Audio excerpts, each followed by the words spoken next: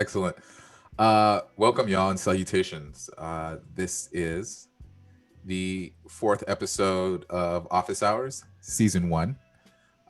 We are your lovely facilitators. I'm your host, Keone Chong, and we have my lovely co-creators, Mary Gribbin and Jose Caballer, right alongside with us. Howdy, howdy. Hi, everyone. Really happy to be here with you guys. I would like to remind y'all, if you guys are catching us wherever you're seeing this, to like and subscribe so we can continue bringing you more of these incredible value. This episode is brought to you by Core, Brand Strategy Fundamentals. So, what is Core? So, Core Discovery is a simple way to help any brand understand, prioritize, and focus on a clear vision and plan to help them achieve their goals. It's branding for the 21st century. So, what does Core do? Core is really about brand alignment. It's about aligning culture and the essence of who you are, your business goals, and the customer needs all together in a framework so that you can develop, build, execute, and innovate in a virtuous cycle. If you're really interested more about what Core is and how it can possibly help you as a creative or you as an agency or your company, check it out, coreismagic.com. So Core is brought to you by the Systm. What is the Systm? So the Systm is a social learning experiment. It's tools, community, and guidance to empower the next generation of creative leaders and builders to redesign the world. So thank you so much for surviving that intro. Let's dive into a little bit about the agenda and what we're going to be doing today. We're going to start off with a drop-in. Then we're going to move into the core, questions and answers. We'll talk about the download and finally the upload. So let's drop in. So the drop-in is how we like to check in with each other. It's a way that we can allow for you guys to feel seen and really let you know that we're listening to you and we're really concerned about what's happening in your life and how we can really bring value to you. So today we're going to talk about our name, location, and the question is, are you using brand strategy right now? If not, why? And if yes, how's it going? How is it going? I'll model that for you. I'm Keone, I'm in Los Angeles, and I'm using brand strategy right now. We're using brand strategy in the core framework to build out a lot of these content series that we're doing for you, to design a lot of the exercises that we are using to help creatives kind of find their purpose and develop their creative leadership. And it's going great. We're learning a lot. We're growing every week. We're meeting new and exciting creatives daily. And it's really exciting to see the traction and the growth in the community. Beautiful. I'll do a drop-in modeling, and yeah, we can have several people. It would be awesome to get like Brian and Yeah. Jason, and I haven't heard Adriana if she's okay with dropping in and and Lonnie. Just we hear from Papa all the time, but yeah, let's get. And I love Lonnie's background and the whole look that's going on over there. It's like super awesome. I'm Jose Caballer. I am a designer.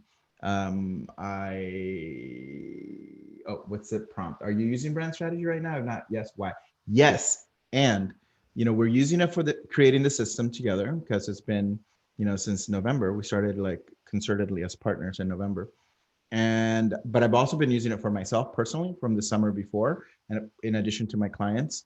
And a lot of this fabulousness that you see here is really, I used it on myself. And one really interesting insight is that just from observation, because we were doing a personal core 2 years ago now, or a year and a half ago now, with the community. Keone was on it for a bit, and we were like really. And I had just gotten back from Costa Rica and doing a whole thing with Latin America, and I realized, wait a minute, Latin America, is really important. And by doing brand strategy for myself and defining my co-creators, which we changed the name a little bit just for that exercise because of the people that you're creating with. collaborators, partners, whatever you want to call them, clients. By defining them, you start to see some trends in them.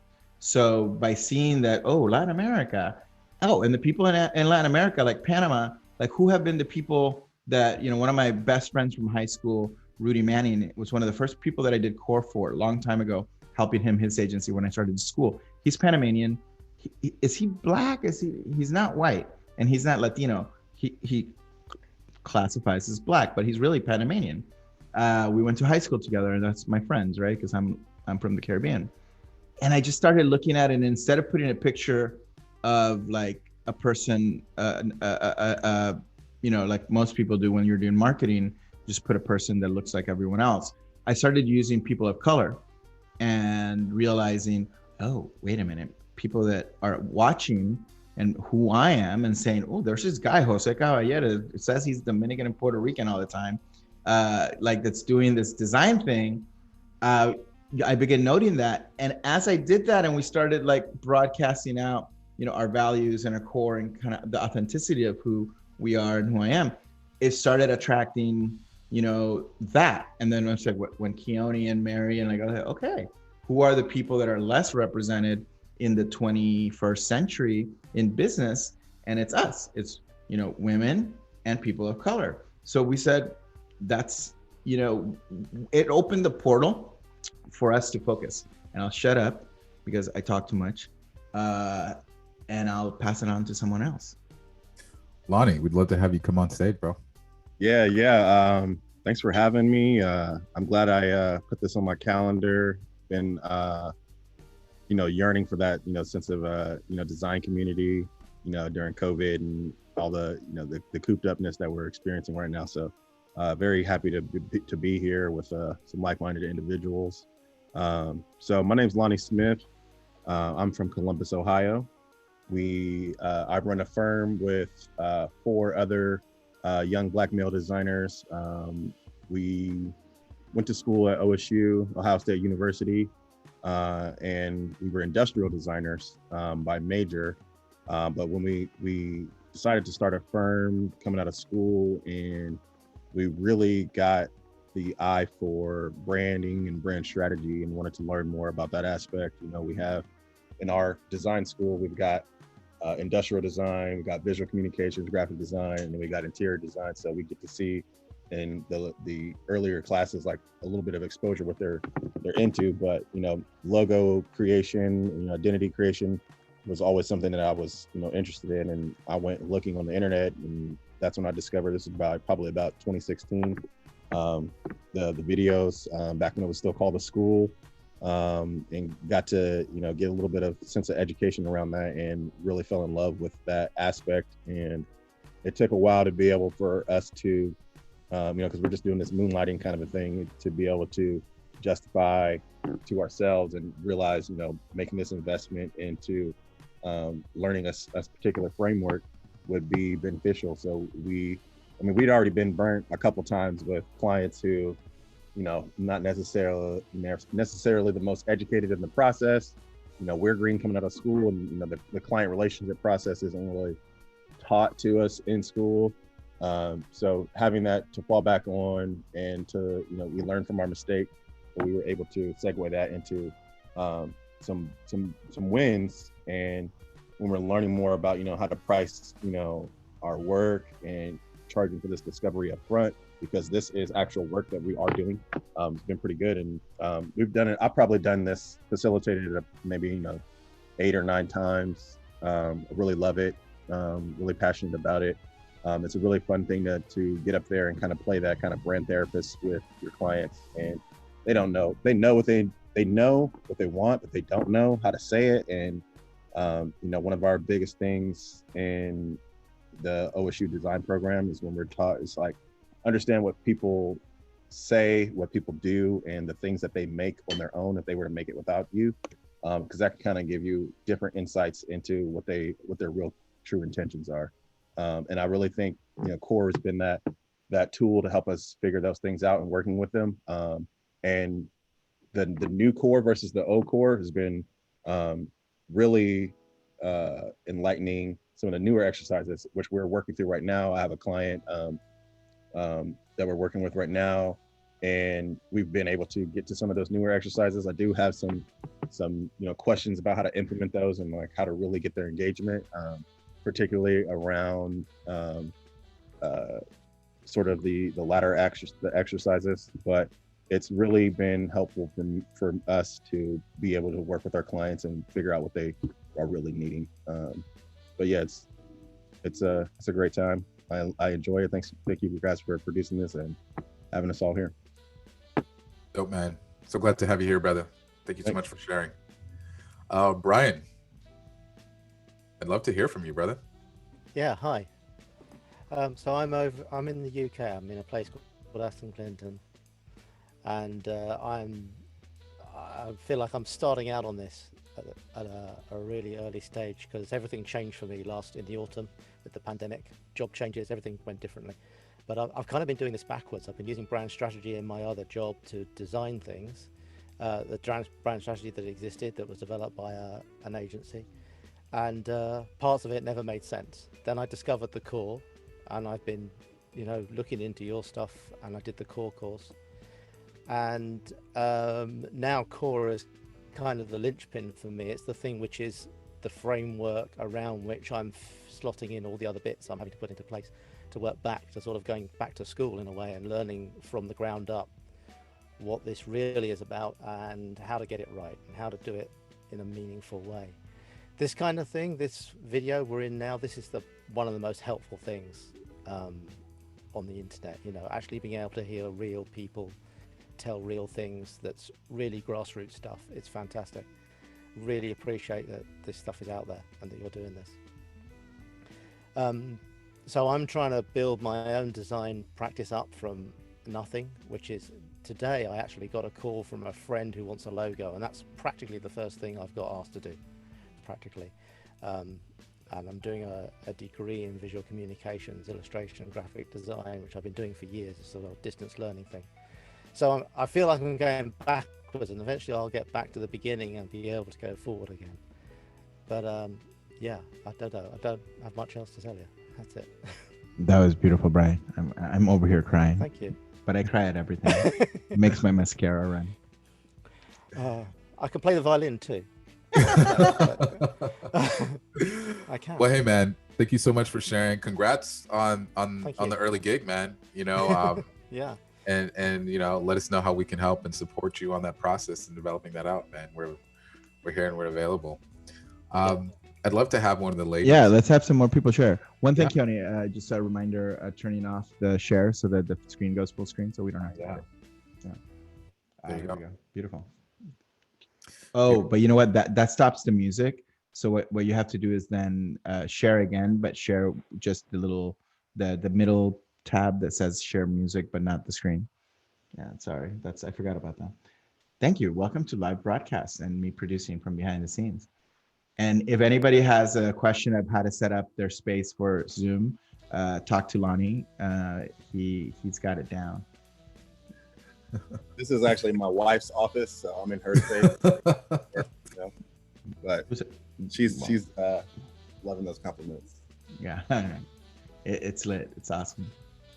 There we go. And well, no, there's a button in the middle. Here, I'll do it actually. But I don't have the music.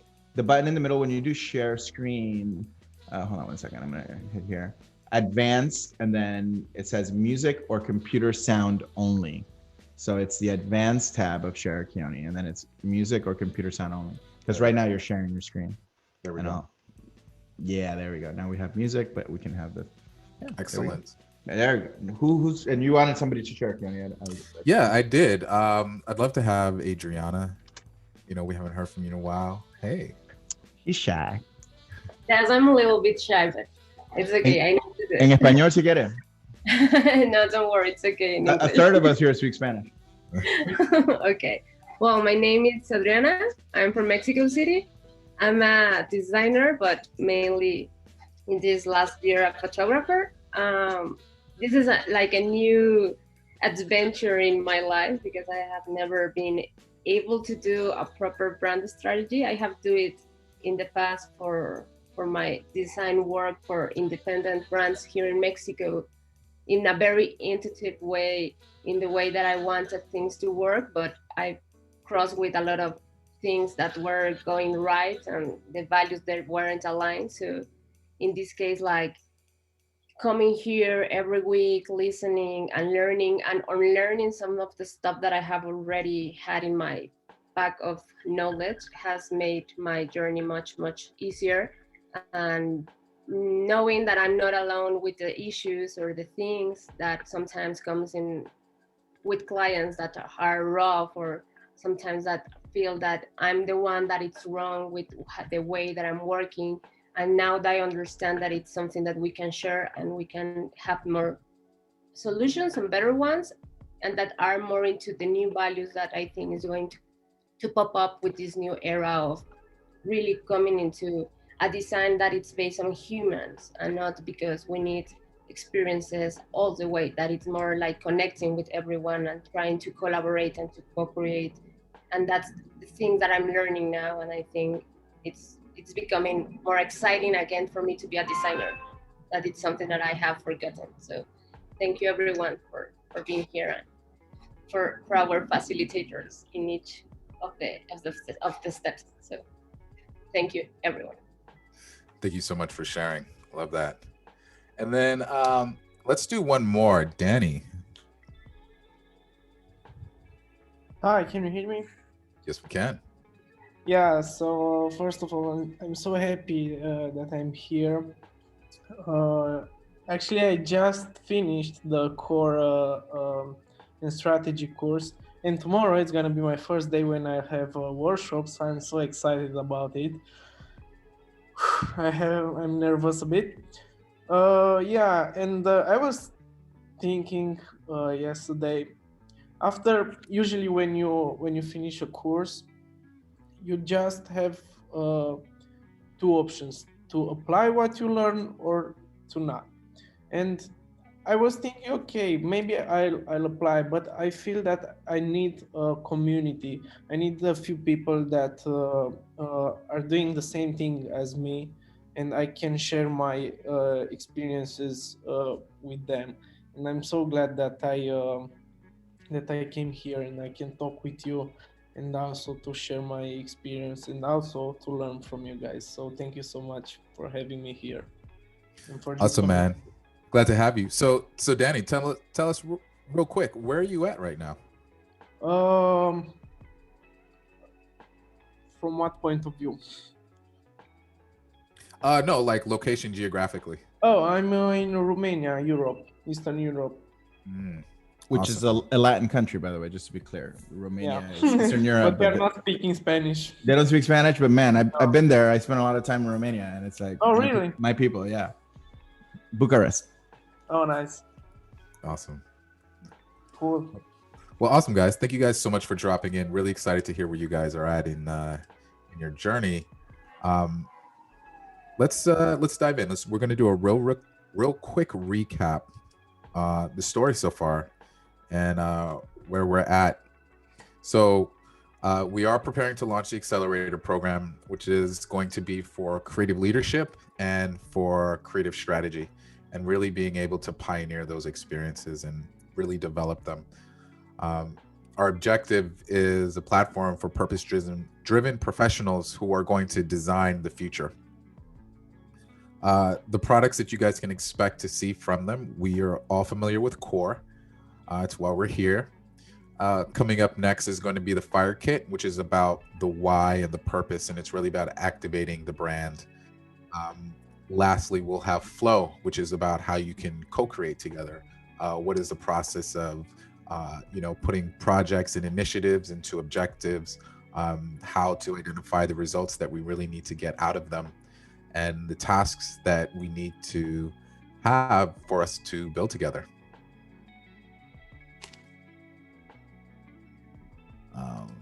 Boom. And so for the Systm Accelerator program, sorry, computer's running a little slow right now. Systm Accelerator program, we consider it the future of work. It's going to be community, collaboration, and guidance. So We'll have, a section for just understanding purpose and a lot of the principles that we're talking about. Then we'll have, of course, our broadcasts. So these replays, we're sharing them right now on YouTube, but eventually what will be on YouTube will be mostly highlights. A lot of like the real in-depth value will be in the Systm Accelerator. We'll have circles, and circles are going to be like little mini dojos. So these are going to be places where if you're working on core or you're new to core, Danny, for example, being able to do like a core exchange where you can do core for another person and another person can do core for you so that you can really start to develop your skills and facilitation.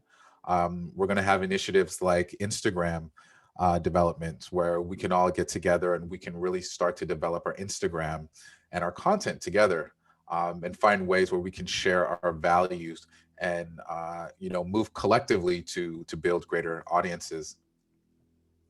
And then, of course, we'll have the vault, which will be really unique in that you guys will be able to see the actual documents that we've used with real projects.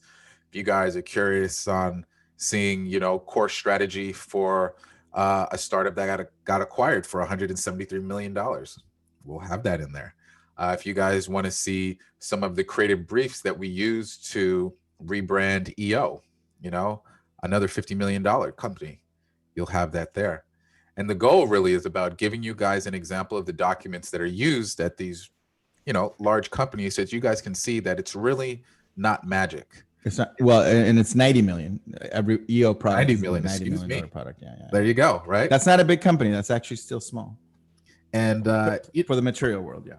For the material world, exactly. But I think, and the biggest thing is there's always like a divide, like when I first got into the agency and design world, I thought that I had to go and work at an Ogilvy, or an RGA for me to be able to build up the skill to be able to work with one of these large companies, with these $1 million companies. And I didn't. It was through, learning from Jose. And it was really through having the confidence and the familiarity with core and really being able to execute. And so, we'd love to share the insider look so that you guys can have the same confidence. So you can, when you guys walk into these engagements, you don't feel like you're less than, you can feel like you're more than. I'm going to quote Jesus, that you do to those or what is it? What you do unto those smaller than me, you do unto me, something like that, like that idea that, you said it this morning in our Instagram live with Ponte la Corbata, which you guys should check out on Instagram, Ponte la Corbata, if you speak Spanish, because it's tight. Or even if you, well, yeah, you have to speak Spanish. It's in Spanish.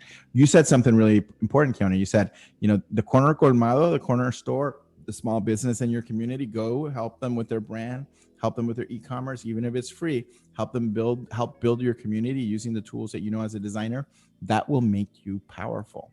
That will make you a pillar of your community. We look down on like doing whatever free work or spec work, but I built my business to a multi-million-dollar business doing work for organizations that asked me to help them, that I didn't get paid for. But later down the line, the people on the boards or those founders were like, you have to work with this person. They become like rabid fans because you gave them, love.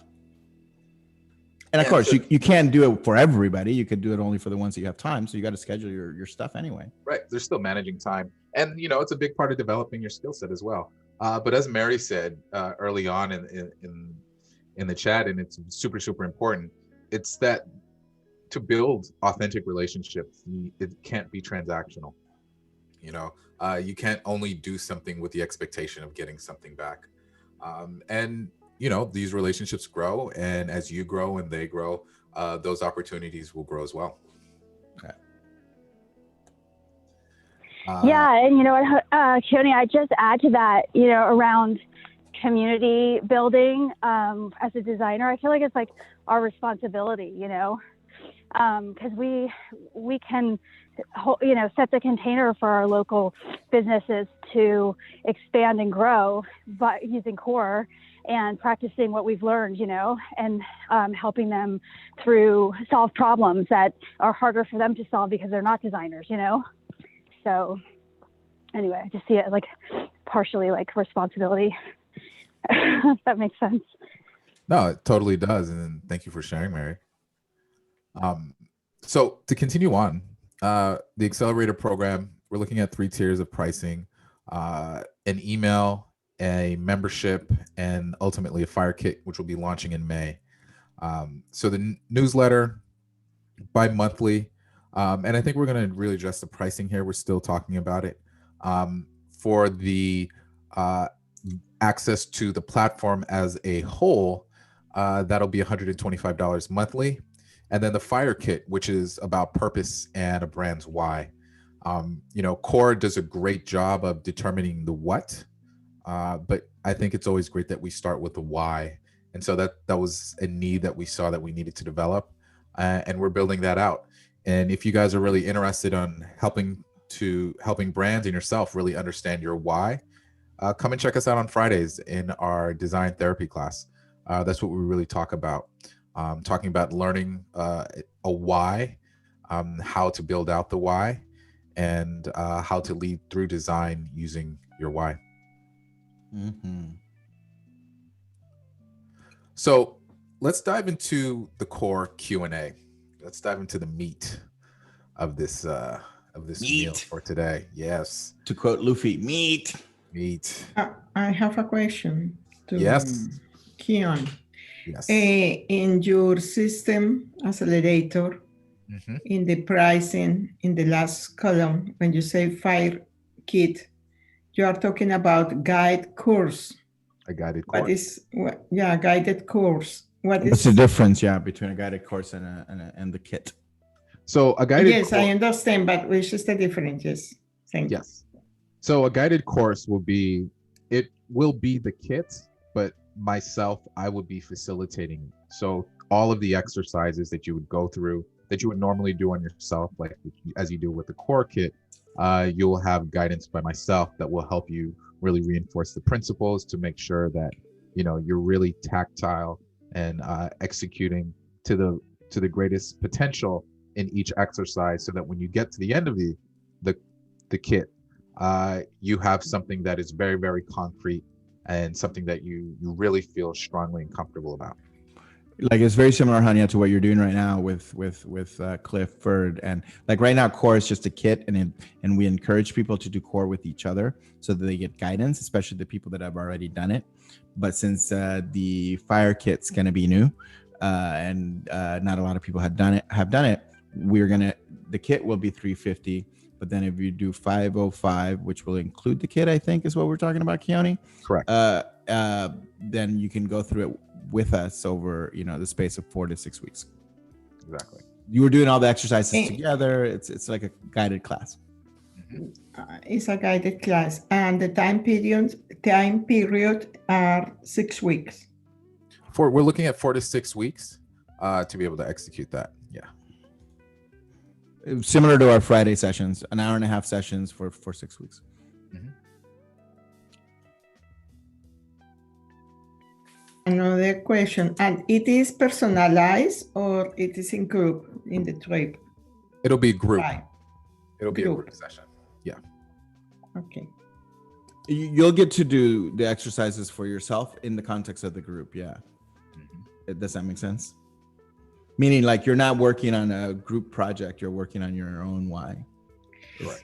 Yes, I guess it makes sense. I mean, it's like a class, you discuss and you get different point of view. Yes, why not? I mean, also, you don't have the time to personalize and customize everything. It's too much. Yes, I understand.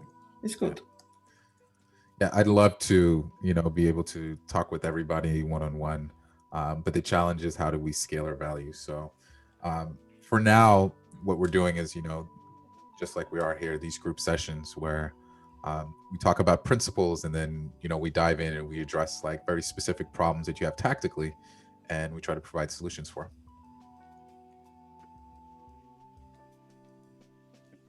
Cool. Awesome. Well, thank you so much for your questions, Hania. We value you guys' feedback. It really helps us steer the direction of this pirate journey. So let's open up core to core Q&A. What I'd love to hear is anyone that is practicing core. Danny, I know that you're a new practitioner.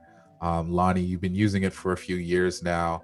I'd love to hear, challenges that you guys have had with it, and if we can provide some solutions or principles to kind of help you guys move beyond those challenges.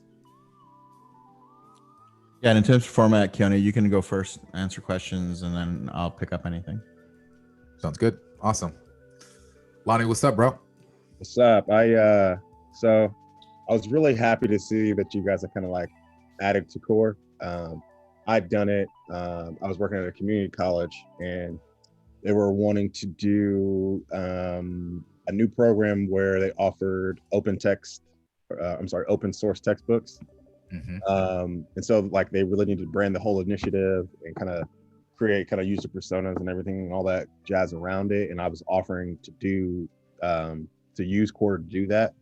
And like one of my biggest drawbacks was like getting to like the mood board step, and like before going into like the stylescape step is like, how do I translate all those attributes into visuals? So I've kind of like gone back to like, you know, design education and the things that I do know about certain associations that we have behaviorally, psychologically with, you know, colors or, you know, different design elements kind of a thing.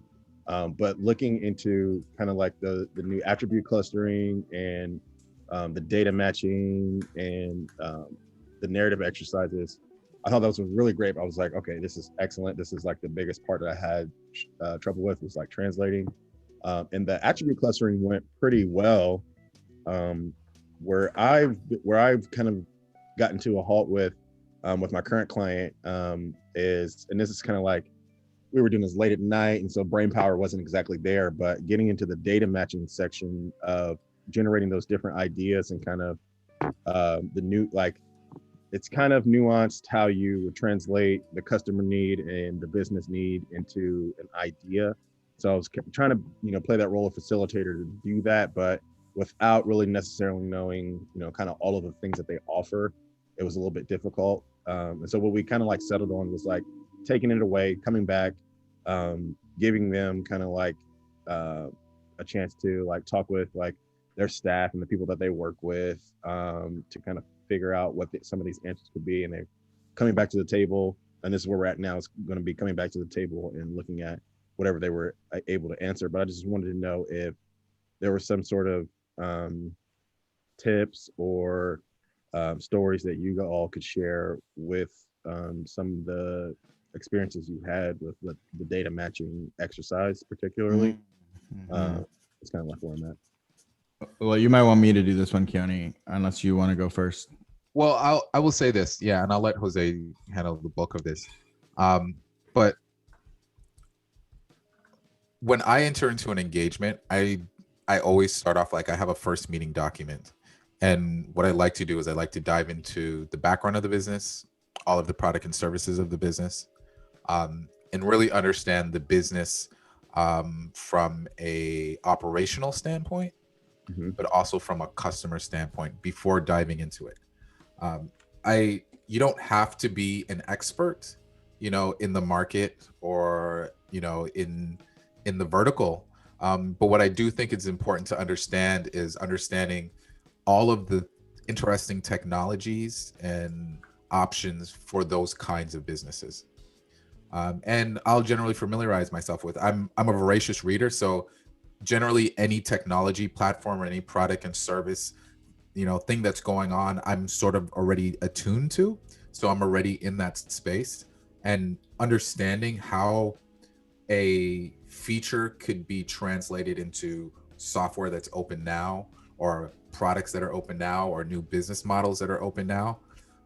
Just having a little bit of that familiarity makes that exercise a lot easier. And so when you're customer and you say, hey, here's a need, here's a feature, what are the ways in which we could try to manifest a potential outcome for that, right? Just having that background does wonders. There's I'm trying to think of the name of the article. It's on generalized thinking. It's on polymathic thinking. And basically what the article states, and I'll need to find it, I think I mentioned it in an earlier broadcast as well. But basically what it states is this: you don't have to know the very tight specifics, but if you know generally how certain technologies and how certain brands and verticals relate to each other, you know, what I love about core is it allows for you to think horizontally. So you think, okay, this piece over here, this Lego and that Lego and that Lego, hey, they can actually all connect. And in that intersection, there's something new that you can create, and you can make even more powerful behind the cultural attributes, behind the creativity behind it. That's the philosophical approach to the exercise. But I'm going to let Jose take it away from here. Yeah, thank you, Keone. And that's a really good point. And what he's saying, it's really important, and we have to really listen to it really nuancedly and well, that it's really ultimately about able to be to see options and connect them. So you still have to do that as a designer. People think that brand strategy is giving you the answers. The problem with brand strategy is, as it is today, that a strategist will give you the answers to the direction, but they're not a designer. And they don't know what the fuck they're talking about, because they're just saying, this is what I see, and this is what I think it should be. And it's still what they think it should be. People think that somebody who's a strategist or an MBA has more power than they do. And the truth is that that's not true, because there's no absolute until you test it against, the client, but more importantly, until the customer's customers. So be clear on that. The brand strategy is not about the absolute giving you a direction. So I'll explain the data matching, and I'm only going to focus on data matching, even though there's a lot I want to say about the attribute clustering and the story, but you asked that specifically. Number one is, you don't have to do that exercise at all if you don't want to when you're doing a client. I omit it from some engagements. I've done it for others when it's necessary, and it's really about seeing whether it is. The reason I added it to the kit, in addition to adding 3 more, not just the 3 basic ones, is for one reason. Is people kept on asking how you then take user needs and customer goals. What do you do with them? Like, no, okay, I know the customer needs to do that. Now they know they need to do that, but what do you do with them? It was designed very specifically, and we have a dinner tonight, a weekly standing dinner with the person that I co-created Core with.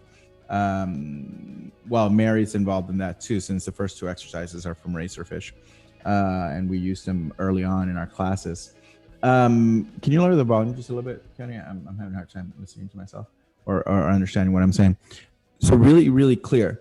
The data matching exercise is so that you can define, here's a customer need, and then isolate, prioritize down to 3. And then here's a customer need and one of your business needs. Because one of the problems that people have when they create brands or when they create products is that they put what they want into the product. It's like when you buy your wife something for Christmas because you want it, and you're like, hey honey, here's some Star Wars Legos, and she's like, I'm not sure I like Star Wars Legos, but she smiles and she's like, oh, you're so great, because you want to play with them yourself. It's horrible to do that for people, right? Yeah. So if you define the needs and then the business needs, I'll give you an example with the system. One of our needs is to grow revenue. So the customer needs was a customer need that has been defined for a couple of years that we hadn't addressed yet, is people were looking for meaning. Pape wasn't looking for getting bigger at business and getting better at business. He was looking for his work to be meaningful to him, because he's an artist, and he wants to do design and he wants to make money, but he doesn't want to do douchey stuff for people that he doesn't like. So you need to define your own values and your own meaning before you actually go out and you do work. That's going to make because when you're in joy and enthusiasm and you're super excited about what you're doing, you attract that. Therefore, the fire kit is to light you on fire. And who's leading it but our own cultural kind of, synthesizer, integrator, and pastor, Keone Chong. So that exercise right there, Pape needed meaning in his work so that he can grow it. It's a business development need, but notice that it's not that related. We're not saying he needs more money. It's saying he needs to find meaning in his work. So then we need to give him fire, the kit. So that was a customer need and a solution. And it comes from the need to develop features for software. Because what we discovered was that, when you have a startup and you build all these amazing features, entrepreneurs have super shiny object syndrome. Let's do this, let's do this, let's do this content, let's do that, let's do all these things. What the data shows, and you can read this in different books on how to do startups, that 80% of the features you build, it's the Pareto principle, 80-20, are not needed because people don't care. They only end up using 20%. Like Twitter basically is a microblogging platform that was part of another idea that was the only feature that people said, oh, this is kind of cool. So they killed everything else. Then they relaunched Twitter. That's the story of every startup, right? That's how you do as well. Instagram as well. I think they started file sharing platform. Exactly. Yeah. So in order not to repeat those mistakes and in order to get more fidelity, we call it a portal jumping navigation like map, right? It's a navigation map into like, okay, we're jumping from here to success. What are the things that we need to give our customers in order to do it? And if you're familiar with relationships and with co-creation, the most powerful thing is like, hello, fellow traveler, this is where I'm heading to success. Here's my superpower. Here's what I can give you. What do you need? Oh, okay. By having that fidelity of having that conversation, then you can only define it. And 3, it's just artificial. Like people have too many features. So I always force the clients to say only in 3. So, 3, 3, 3, right? It's 3 columns of 3, matching 3 columns of 3. Whatever the output is of that is going to be a lot more. So notice that when you brainstorm, a bunch of ideas come out. So if we want to get Pape to find meaning in his work, we can give him fire. What else can we give him? We can give him an opportunity to share his journey and his story. So now he's finding it more meaningful. We can give him an opportunity to create his story and then look at the values and the meaning of his story, which is what we're doing right now on Friday sessions. If you're curious, that's what we're doing. We're developing some of the mechanics of the fire kit together. And the reason why we're doing that is because we believe not in co-creation because we're freaking hippies that went to Burning Man one too many times. It's because that startup, if you read the Lean Startup, you develop your product with your customers, not for your customers, then put it out, waste all this time and money, and you were wrong in your assumptions because we're always wrong. We don't know until we know. We don't know what we don't know until we know, but we're arrogant and most entrepreneurs are deluded, myself included, and you build all this stuff. So in conclusion, the weaving, and I love giving it really obscure names. It pisses off Christo. Data weaving is really about the data from your first 3 core exercises, what your 3 needs are for your customers, and there's 3 customers, so there's 9, and what the 3 needs are, the top 3 priorities for you as a business for the revenue, for the marketing awareness, and for the efficiency hit up against each other, collided like the Hadron Collider, Hania. I don't know what it's called. It's over there in Europe, the super collider that collides particles against each other. Right, that's what it's called. Yeah, and then when they collide and go, all the ideas that can come out of that, in those ideas, there's some gold. So it's like, oh yeah, and then you have to prioritize those and then experiment them into features, into a story. And that's what the next exercise is for. That's what the story, the putting them into a user story is. And if you watch the videos, that's what we did for Alquimista. And actually, they're doing it right now. They're using what we did for them to build the business. It's taken a while because as a solopreneur, and now she has a team. But that's the let me know reflection-wise if that helped or answered any of those questions of what that exercise is. Yeah, totally. And I think the beginning part where we were just like, you don't even have to do it. The where I was coming from is like, all right, are we supposed to generate this exhaustive list? If there are holes, then is that a problem, kind of a thing? And the way I'm hearing you speak to it is like, often businesses don't necessarily know how to match their goals with their clients' needs, and this is a way to do that. Yeah, you can do it in your head. You can do it afterwards. You can do just a few. You can do one just to show them the example. But what you have to be able to do is to get that person, that business, especially institutional businesses who are used to their own agendas versus the agenda of their users, to say, hey, listen, stop thinking about yourself and being, a narcissistic dick, and like actually think of your customers and do that. And like, actually, what do you need that will benefit you? It's like, yes, and this is going to be good for them and it's good for you. And that's it. Yeah. And just to sprinkle a little base salt on this thing, it's really about objectivity. I actually posted a tweet earlier today, literally about this. you know, and we all as designers, we've dealt with scope creep, and we all have the client that has the shiny object syndrome. And the challenge is, you know, like, how do you reject it? Like, how do you, they go up for that layup, and how do you smack it back down to the ground? And it's easy. You do that with personas. You do that with the customer needs, right? They say, hey, here's this great idea. Okay, great. How does it fit into business priorities? How does it fit into your customer needs, right? And how does it fit into your cultural attributes? Oh, wait, none of these things fit? Well, they shouldn't have fit from the first place, because that's something that your competitor does. And they have a completely different purpose for existing. They have a completely different why. They have a completely different culture. You guys may have similar customers, but they're out of alignment. And again, right? Great brand strategy is about alignment so that you can move towards innovation quickly, right?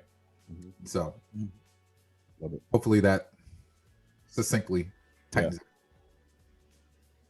I love it. As designers, the whole objectivity focus and like generation with our clients is pretty much what we're doing. So I love it. And here's, you know, here's something else to keep into consideration. That's a very generational way of thinking, right? So 20th century mandates, and if you look at businesses or individuals that grew up in the era between the 80s and 90s and that are in business now. So in the 80s, there was a gentleman called Milton Friedman who won a Nobel Peace Prize for economics, who determined that business, the definition of business was anything that you could do within the scope of the law, right?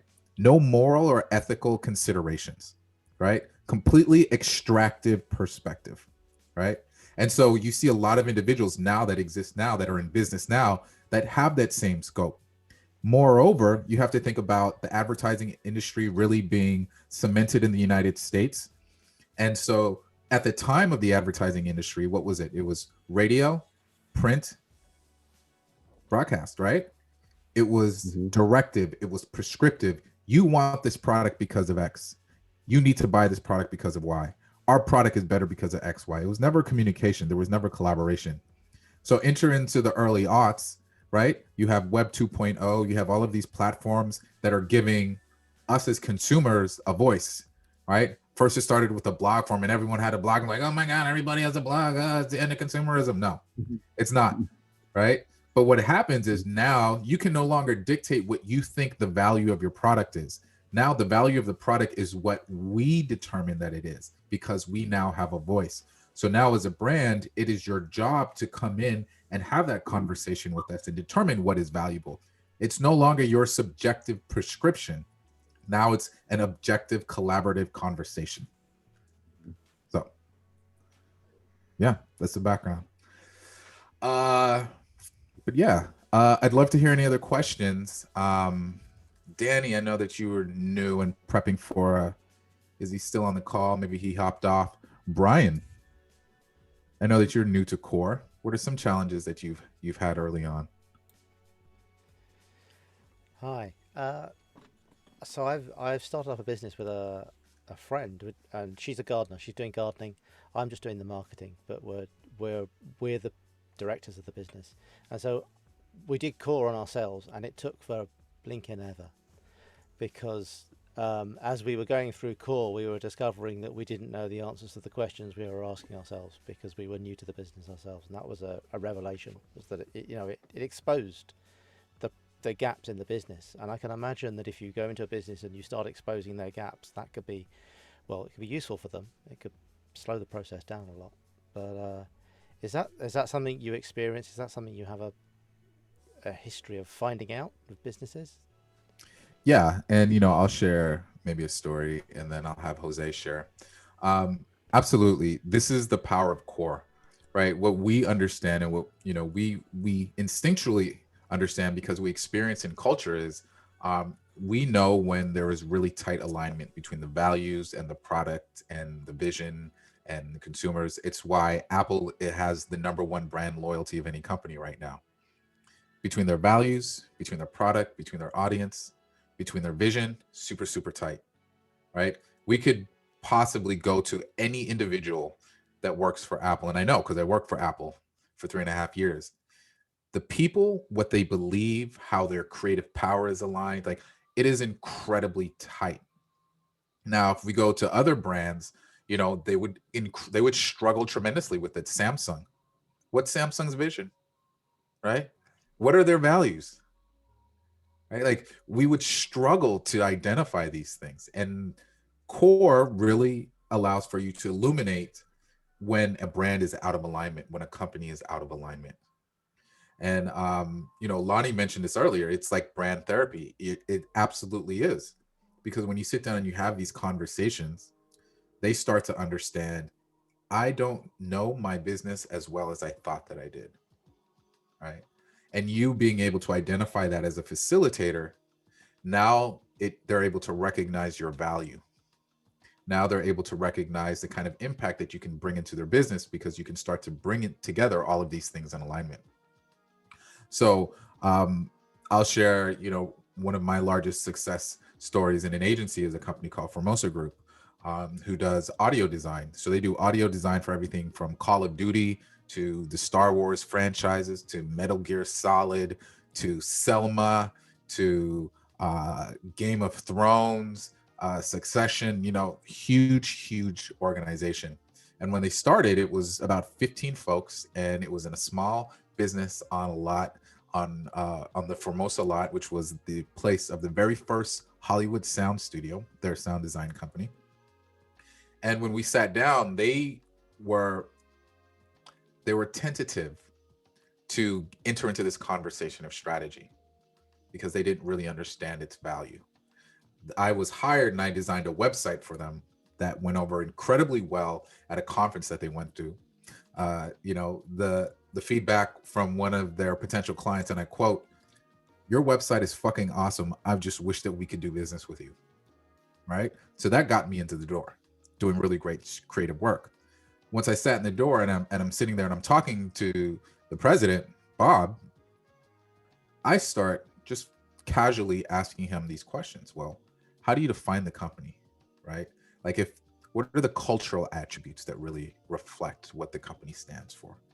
Well, we're creative. Well, yeah, you're a creative agency. I would hope that you're creative, right? But what else, right? Are you focused on innovation? You know, are you guys really focused on community? Like, are you guys trying, you know, like, how can you define the culture? They had immense trouble really trying to identify that. And that's when they started to understand that they had a problem. Because when I say, you have this logo and you tell me these values, and this logo and these values don't match, how do you expect for your customers to interpret that?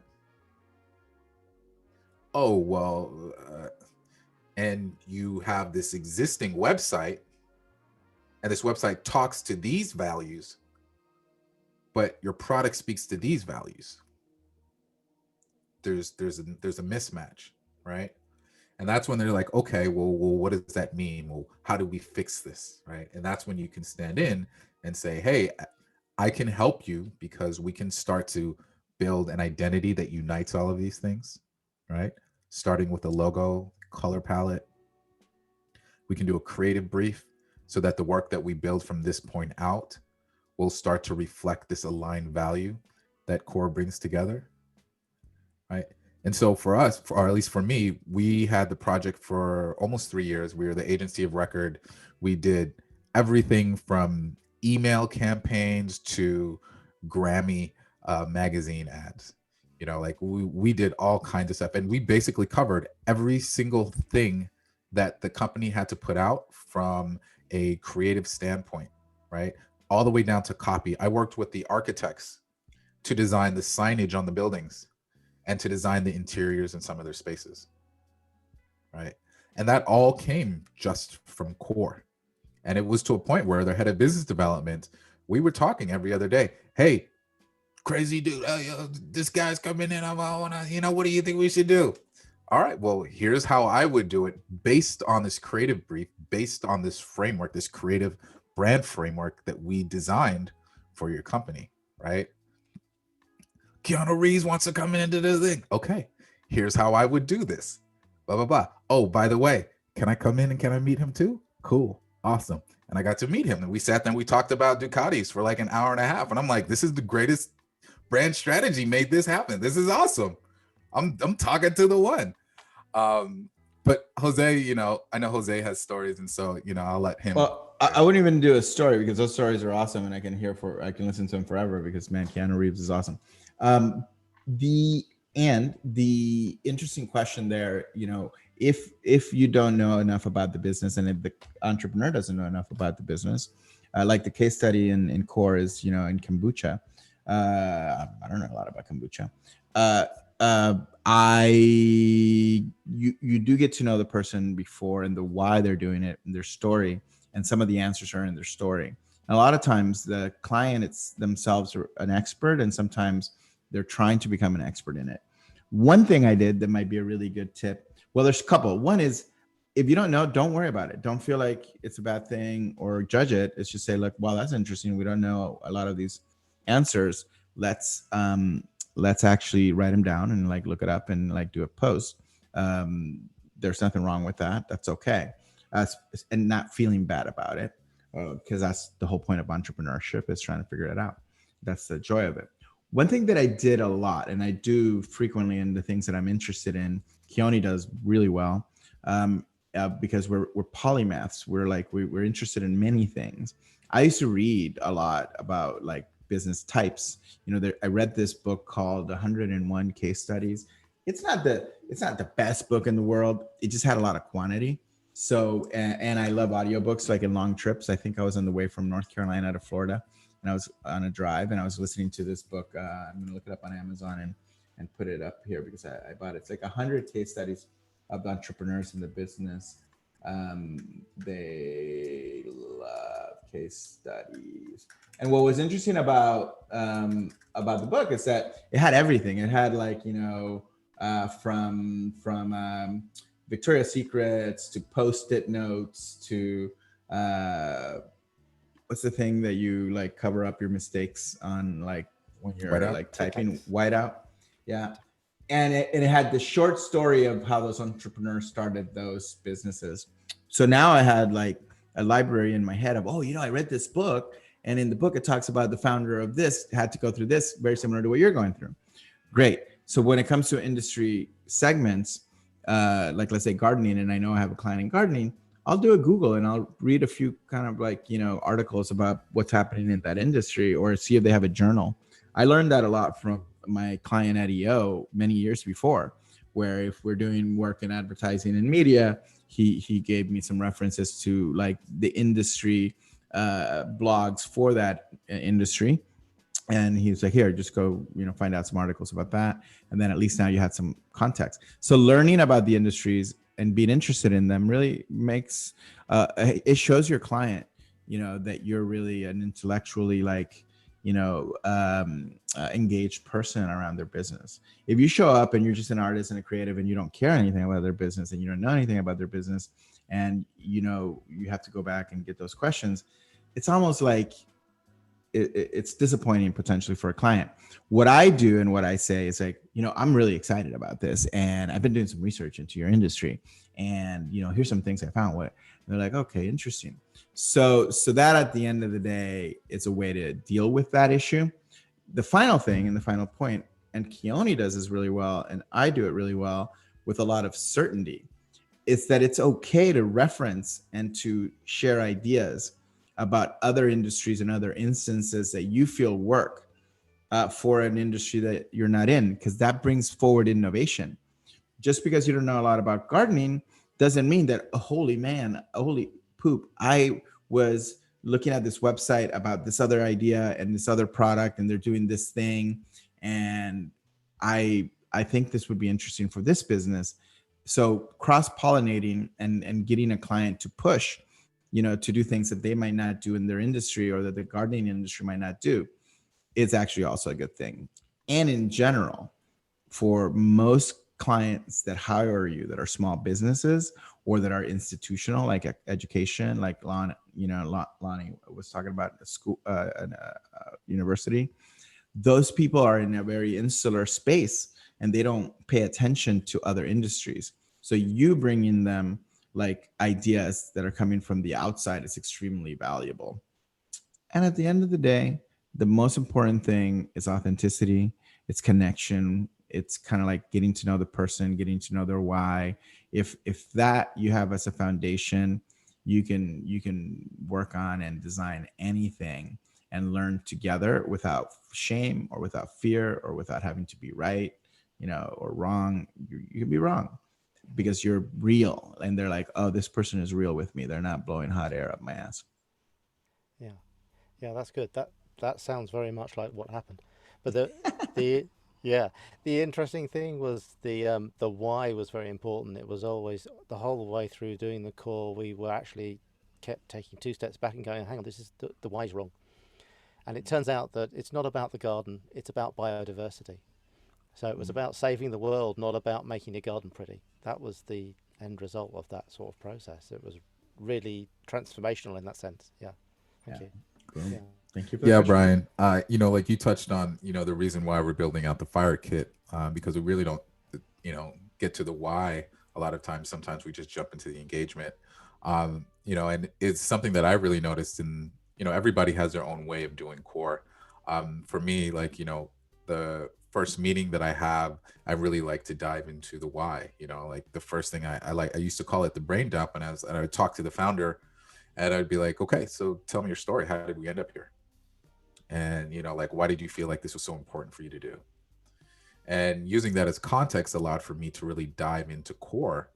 And I would always reference those things in the culture, like, okay, this is the culture, but this is why you said that you needed to do this, right? Is that in alignment? Yeah, no, yeah. And so for me, I would go through core a little bit slower, right? Like Jose, and he's got the experience. He can go through like a fucking chef, just chop it up real quick and be like, oh yes, I see here. For me, it was a little bit deeper. I wanted to really understand like what was resonating within you. What was the emotional, driving force? What was your purpose? Why do you feel like this thing had to exist?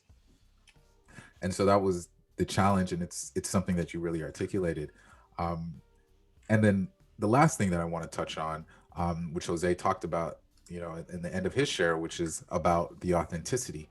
And so this is something that I actually learned at Apple when training the sales team.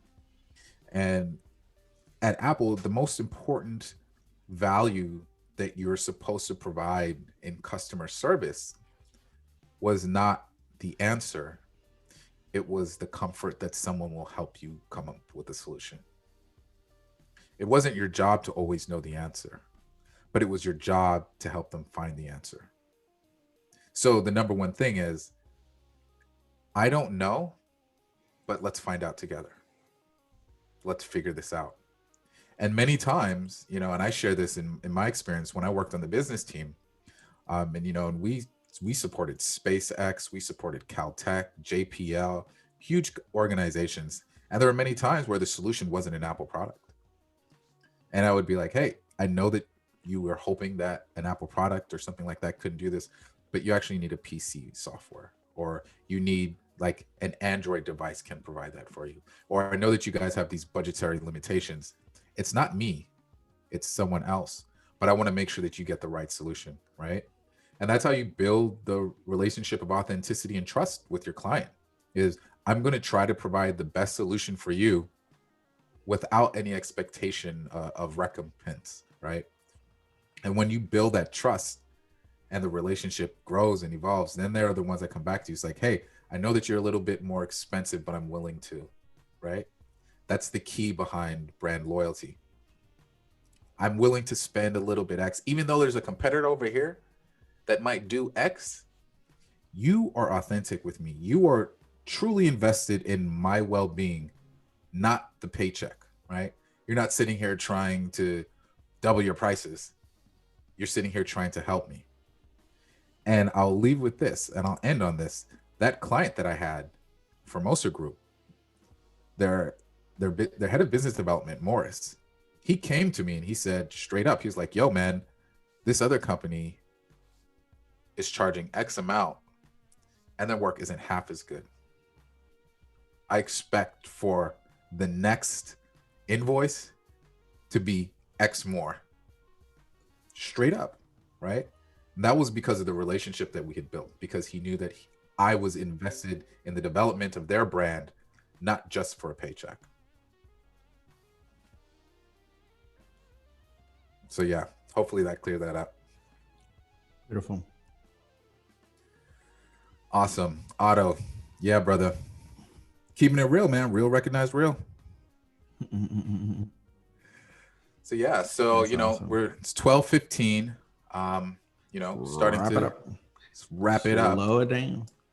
So let's do this. Let's get Yeah, man. Bring up the slides back. Thank you, everybody, for those great questions. Those two great questions are just, you know, why we do this, and every week it's so awesome to just have this dialogue. So thank you guys for being here. Thank you for being part of the community. Yeah. So thank you guys all. You know, of course, this is brought to you by Core. But reach out to us. Check us out. You know, we're available on all the interwebs, Instagram, Twitter, Facebook.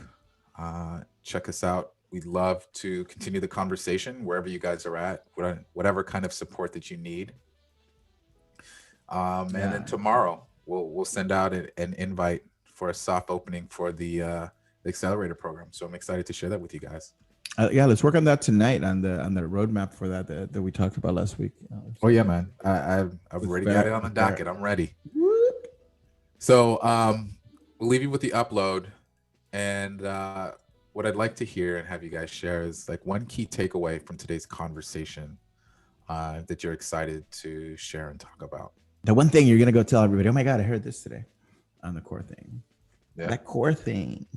And everybody can share either in the group chat or like come up to the stage. You're the next contestant on The Price is Right. Yeah. So I'll share with Patricia, which is to genuinely help with the business.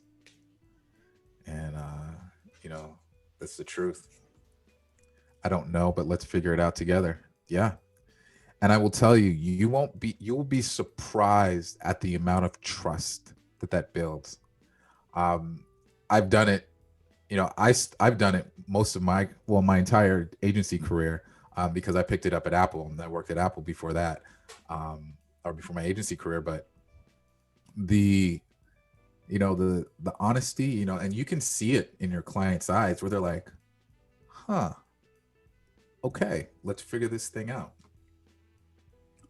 From Porsche, great brand strategy is about getting into innovation quickly. Absolutely.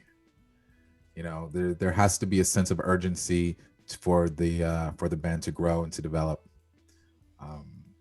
So yeah. And then from Brian, there's only one way to do it, and that's authenticity. Absolutely, brother. So thank you guys so much for the kind words, for your guys' shares.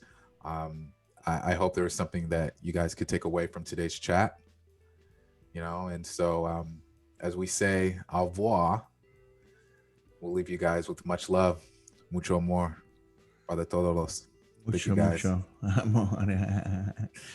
Cheerio, brother, and peace. Have a good day.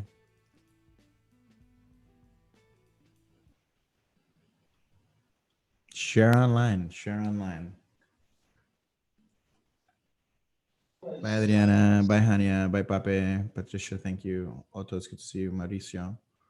Natasha, bye.